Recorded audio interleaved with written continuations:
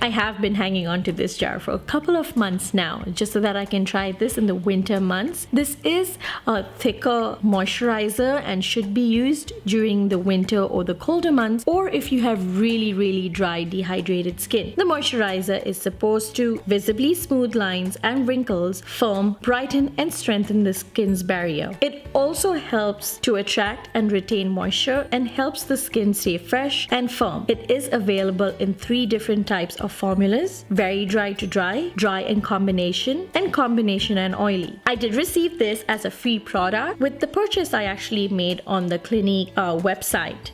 I was quite surprised on the size of the jar that I received.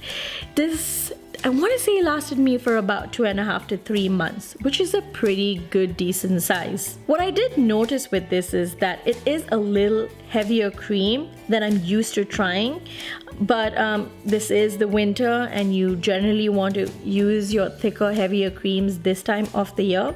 The texture, however, is still lightweight. It does work really well on my skin and doesn't break me out. It absorbs quickly into my skin. I would suggest, however, you should be using this 30 minutes before you head to bed, as it does have some time to kind of sink into the skin. I like that the skin stays hydrated all night, and when I wake up the next morning, it is neither greasy or oily. I think this works really well if you have dry to normal skin. It makes an excellent nighttime moisturizer and works really well as an anti-aging treatment. It is dermatologist tested. Also missing in this is the parabens, phthalates, and fragrance. I'm going to be adding the ingredient list here for you to read in a 50 ml jar, which lasted me, like I said, for about 2.5-3 months, and the full jar is priced at $58.